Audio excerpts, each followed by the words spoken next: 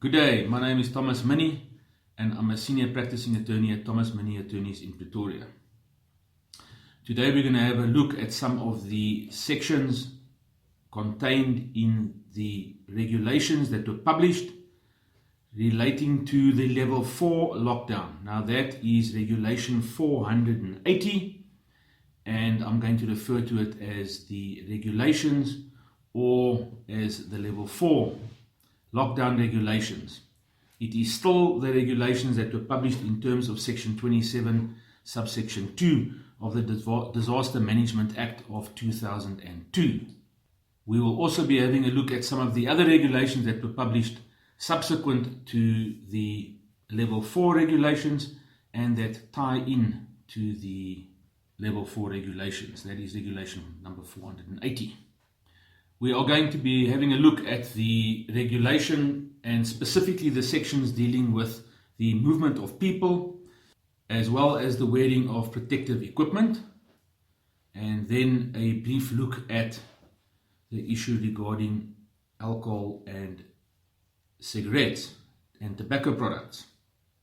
Now, to start off with, we are going to have a look at section 16 of regulation 480, which relates to the movement of people.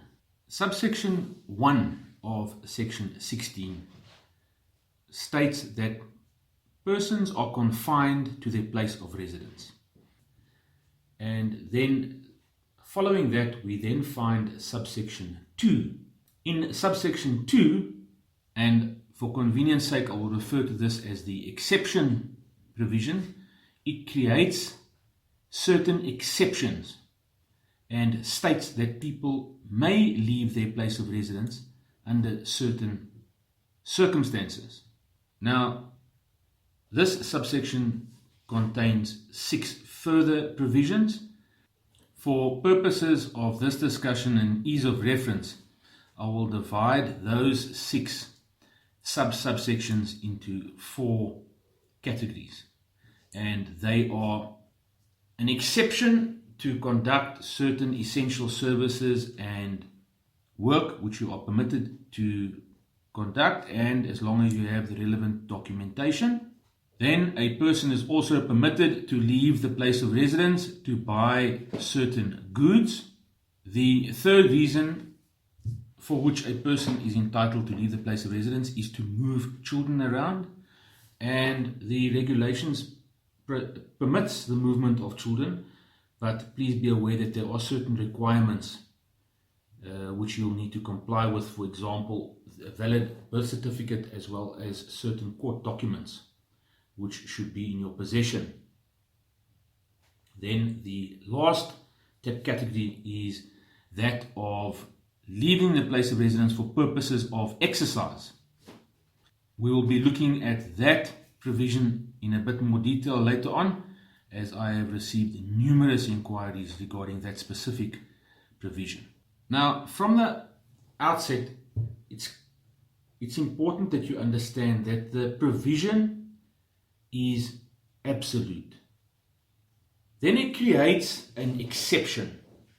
Those exceptions are contained in subsection 2, and they are also specified in detail. It is clear from the provisions of the regulations that persons are confined to their place of residence, and that the exception to that rule is to conduct activities which are stipulated in subsection 2 of section 16, and those are the activities I just mentioned.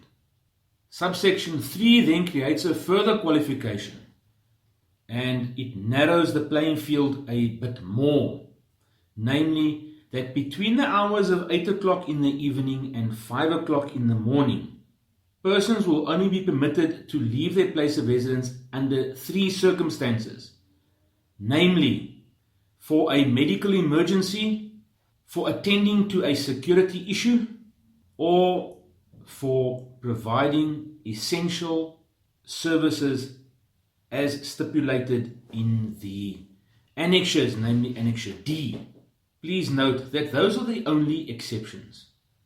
In other words, if you are caught between the hours of 8 o'clock in the evening and 5 o'clock in the morning conducting activities which are stipulated in subsection 2, you may still find yourself in trouble and being arrested for contravening the regulations.